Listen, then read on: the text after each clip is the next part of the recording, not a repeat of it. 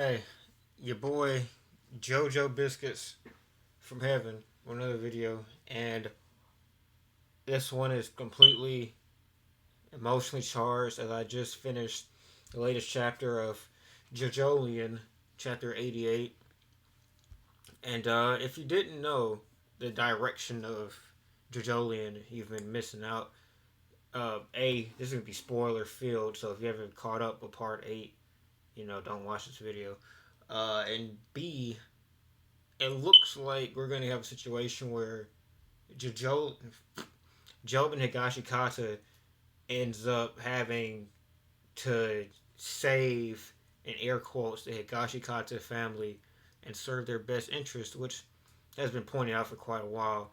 But it definitely seems like he's going to kill just about anybody and anything, including the Rock family and the Rock people. Rock family's pretty much gone for the most part, but that whole institutional organization and all the powerful individuals in it, he'll get rid of them in a second. He'll pretty much get rid of anybody to protect the Higashikata family, as he has rationalized. So we see, just to, I guess, go back real quick. Let me get this out the way. Yoshikage Kira. So we get to this, and you have Ojiro in the second chapter of his return. Um, what's amazing is how, I mean, for a good minute, you thought Ochiro was like broken damn near. If you didn't have prep time and know Ojiro's ability or knew somebody that knew Ojiro's ability like Josuke had, it still was damn near invincible. But as we find out later on, Speed King is a lot stronger, and Speed King combined with Sarugi's Kyokusoi Getsu makes it damn near invulnerable. He was able to plant, I guess via the money, it seems. That's my only guess, that he planted it via the money. He planted the ability to heat up Ojiro's like innards. It's actually properly explained uh, what he did. Right here, yeah. Talking to Ojiro's sugar mama as she's getting home, she had her own vendetta against the Higashikatas, which, I mean, that's the only way I can rationalize doing what he's about to do, because it gets pretty ugly pretty quickly. Like, here's what we get. Why a trash like him suddenly crawl out the woodwork and show up here? That's where the real danger is. And then we cut to her. So I'm pretty sure he viewed her as an enemy against Higashikatas, which I guess she was in some way. And I don't think she was ever like that powerful to where like it should be a vendetta against her. And she certainly didn't deserve to have Speed King heat up her damn eyeball and brain and blow that shit. Like, look at this. But my Speed King can store up heat and its temperature in one place, like the surface of paper money, or inside a battery or a fingertip, or the semicircular canals in the inner ear. So what this did, and what he was explaining to her and to the viewer, in in reference to the previous death of Ochiro, was that pretty much by contact of the money, he pretty much revealed the money to Ojiro, knowing Ojiro would try to take it. Ojiro grabbed it, heat transferred into his fingertips, and the heat was rapidly expanding, just spread throughout to his brain. In this instance, he's explaining to her that it's going to travel up to from the phone into through her ear into her brain. Again, I mean, this is like a harmless like back and forth between her and Mitsuba. As far as we knew, I don't think she deserved this, point blank. Period. I guess it's supposed to be kind of like, I don't want to say Jobin's heel turn, but it's supposed to lead up to Jobin being this I'll do anything for my people, funny Valentine type of guy. So I really am led to believe that, and as you can see in the previous, before we get to this flashback, um, a couple chapters back, uh, Norisuke is unconscious in a body bag with Tsurugi. I have to believe that to take out Norisuke, either Tsurugi followed Jobin's lead and somehow knocked him out for whatever reason, or Jobin helped out. But either way, they're both going to be ruthless from this point on. It seems like pretty much knocking out anybody that gets in the way of. I can't even say the Higashikata family because I mean I believe Norisuke is the matriarch, the patriarch of the Higashikata family, but it would seem that Jobin has pretty much usurped him as well as usurped anybody of power. So anyway, I say all this to say this. I think Jobin's a dickhead. Not really, but like in my personal opinion of what I'm seeing out of him, I gotta root against him.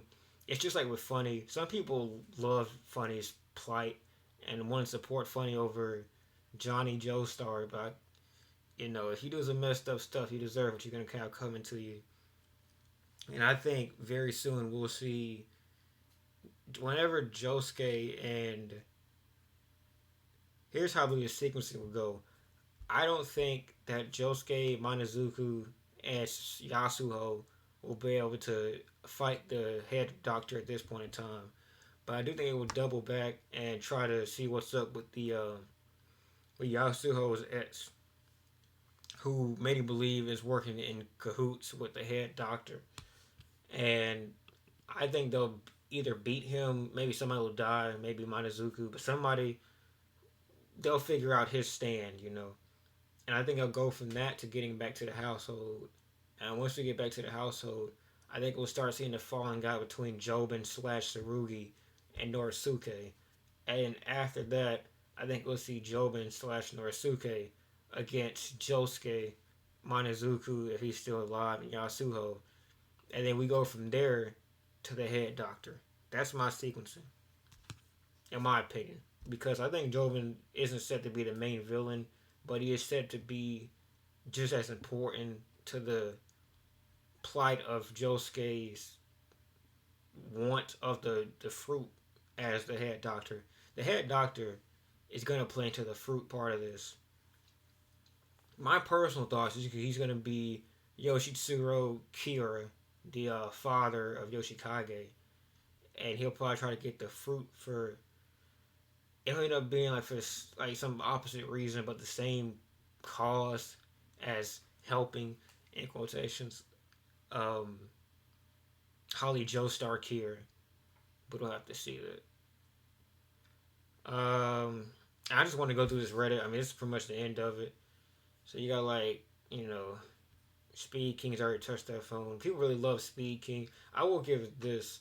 Jobin, if this is his heel turn, they've executed it perfectly. He looks like a legitimate villain. I think it was Ed Sforts who was kind of remarking. It may have been somebody else who was remarking that Jobin wouldn't look like a real main villain at this point. He just looks too goofy, or his history is too goofy to be a real final villain. Because if you look back, all of the final villains for JoJo parts have been pretty menacing in one way or the other. They haven't really had too many happy-go-lucky parts. You had Jobin and his wife, the whole sex, or not sex scene, but I think he ate her out, or at least that was hinted. And that's you still have enough goofy Jobin in your back of your head to be I don't know if Jobin's going to be the final villain, but they really established him as just as menacing as he reminds me the most of Yoshikage. His plight is kind of funny, but he reminds me of Yoshikage in that he's trying to achieve something, pretty achievable and relatable to the average person. Just wanting to live a normal life and succeed on a normal person level, but maximize, I guess, his enjoyment of life. In this instance, he wants to sell as much as possible. Yoshikage wanted to just live a tranquil life, but have as many women's hands as possible. Just some stuff that's really seedy, but at the same time understandable, I guess. I won't say relatable, but he's really getting some of the build up to be a villain, and that's where we're at right now. His stand is gonna be quite opposite to Soft and Wet. You think about Soft and Wet's water properties. I really don't know how. Well, I guess it could insulate heat if you really think about it. But now I'm just drawing on. The one thing I really wanted to show was this part about a man's jacuzzi.